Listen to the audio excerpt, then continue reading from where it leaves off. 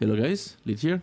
So today I want to showcase a high budget version for the Arsonist, and this is my personal setup, and I'm mostly doing mapping on the part of SL2. So let's start with the pro and cons of the Arsonist. The pro of the Arsonist is you have long range, you get quite big AoE, and that's make Arsonist really good at clearing maps. The downside of the Arsonist is projectile speed, which we can fix with acceleration support gems. They're going to give you more projectile speed. The second downside is the targeting of the Arsonist. So there's one map in particular that you're going to have trouble with if you're using Arsonist, and that is Abyss. And this is because the way Arsonist works, it's going to target beneath the monster, and that map boss in particular, that boss coming out from the hole. So because Arsonist cannot target beneath that boss, it target behind the boss instead. So it end up cannot deal any damage to that boss because of that reasons. Now the way I deal with it is I'm going to change all my Arsonist to Storm Mage, and my Storm Mage is basically good enough to kill that map boss pretty quickly. Now Abyss is not a map that I'm going to do often, and this is not a good layout map, so for me personally it's not a big of a deal. I will never do Breach on Abyss, but I think I still should mention this one because this is a pretty big bug for Arsonist. Now there's nothing you can do on your part, we have to wait for GGG to fix this, although I'm not confident that they're going to fix this fast because GGG is under a lot of pressure right now, so we'll see how it goes. But for me personally it's not a big of a deal. Abyss map is not a map that I do very often. And the third downside for Arsonist is Spirit Reservation. The Spirit Reservations for Arsonist is really high. In my setup with plus 38 Arsonist, I require 31 Spirit for one minion. So it's really expensive compared to something like Sniper. And this makes Arsonist setup becomes a lot better when you have a higher budget where you can stack a lot of spirit. So this downside is not that big of a deal anymore. But early on when you don't have that much spirit, this downside will be very visible. For the Ascendancy, this is still the same Ascendancy node that I'm using for all my minions: Hellhound, Arthur Flask, Bedard's Will, and Bedard's Hand. And then I do change the tree a little bit, so this is more focused on taking advantage of the Against the Darkness. And I finally able to break 700 spirit, so that feels pretty nice. So this jewel alone basically give me 1, 2, 3, 4, 5, 6. So total I get 72 spirit from this jewel alone. Now there is also a second weapon set. I have a second weapons will give a lot of auto fire spell skills. This will not affect your minions because minion is not spell skills.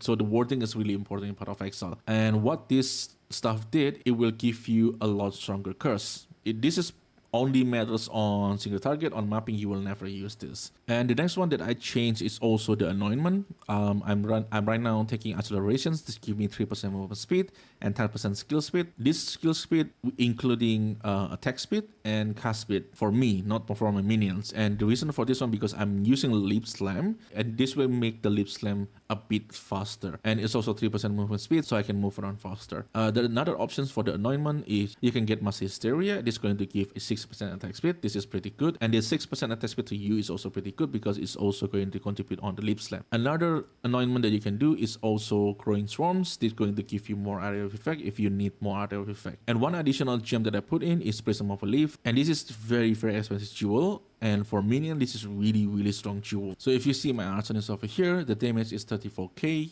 And the reason why it's only 34k is because I have acceleration and magnify effect. So there is two gems that I'm using is not a DPS gems, and that's the reason why it's only 34k. If I change this jewel into something like normal jewel like this, my damage go down from 34 to 20k. So this Prism of Belief basically give me 14k of DPS.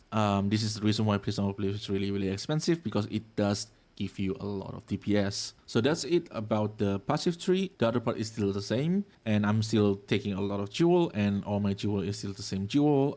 Damage, attack speed, and energy shield. That's the three stats that are important. And the fourth stat, I like to use maximum energies as additional stun threshold, and this will help me when I'm mapping, so I'm not getting stunned too much. Now let's get off of the skill gem. So the first one is the Hellhound. The Hellhound is to apply armor break, so Splinter and Demolisher, and having to give the Hellhound a little bit more damage, and fire exposure and strip away, so the fire exposure is stronger. So this is the function of the Hellhound. And the second one, this is new. This is Leap Slam, and I'm basically putting Holy Descent. This one is really not important because the consecutive is pretty nice, but it's not that big of a deal. The Unbreakable, this gives you more stun threshold. I mean, this is just basically QL. And the important one is martial tempo. And this is going to increase the attack time of the lip slam. And if you see me lip slam over here, the lip slam is pretty fast. Definitely a lot faster than just walking around. And this basically make me able to move around pretty fast.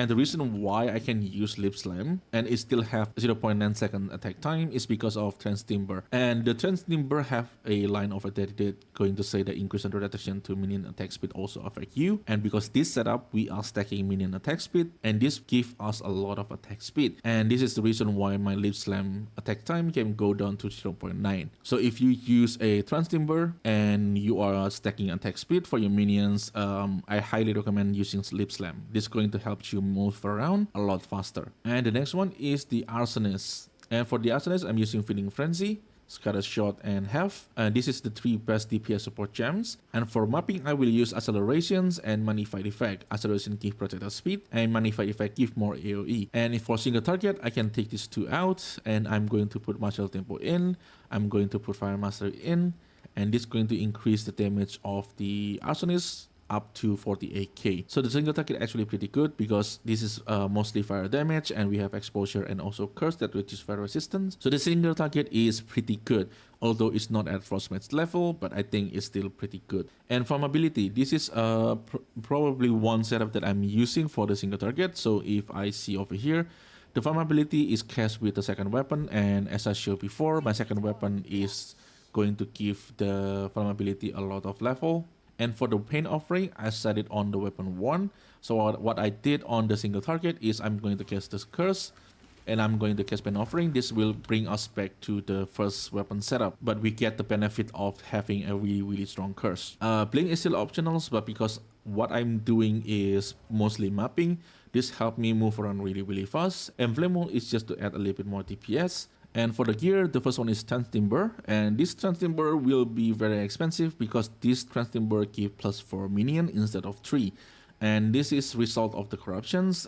It's pretty hard to get one, that's why it's very expensive, but it does give you quite a lot of DPS. And for the helmet, this is also another thing that you can do, looking for corruptions that give you +29 spirits. And for the amulet, +3 minions. And for the scepter, I have a pretty good scepter, +5 minions. Top tier attack speed, decent tier increased damage, and decent tier increased spirit. And for the boots, there's another options, which is Bone of Earth. This will give you 20% reduction for spirit reservation for your minion. This boots alone going to give me, in my case, give me 8 extra Arsonist. So the 20% is actually pretty good, and the penalty for the movement speed is actually not that bad because you move around using Lip Slam and Blink. So the movement speed penalty is not that bad. Then the reason why I'm not using these boots is because I really do not want to fix my resistance again, and this is the reason why I'm still using rare boots. But if you can fix your resistance, this boot is really good if you're using Lip Slam and Blink. And for the Venters, all my Venter is +20 spirit and +19 spirit. So the Venter plus Ingenuity, this gives me a lot of spirit. My Ingenuity is still 76%. I probably have to farm a little bit more to get like I think I probably aim for something like 85 to 90% increase bonus, and that will give me a lot more resistance, more rarity, and then the most important one is more spirits. And for the Flask, this is all growth resolve. So if I using my Flask, I will get some guard by a leftover of the Flask itself. So this is kind of a nice flask that I can spam is I'm in the danger inside the map. And for the mana flask, this is Melting Maelstroms. The most important line is recover all mana when used. This is mostly about QL. So for example, if I cast the Flammability, my mana is almost running out. If I press my mana, I instantly get my mana back and I can cast Pain Offering. So these two flasks is pretty convenient, and that's the reason why I'm using these two flasks. So I think that's all about the setup. From all the minion setup that I try on this channel, if you check my channel, I have a lot of video about minion setup from Frostmage, Reaver, Sniper, or even like combination of like Reaver and Sniper or something like that. I have video on like Gemini and Infernalist, both of them. Of all the setup that I've been showcased on my channels, this is so far is the best for mapping. It feels really good when you're mapping. I can move around fast, and the Arsonist is really good at destroying a pack of monster because of the AoE, and that's make the mapping a lot faster and a lot more fun.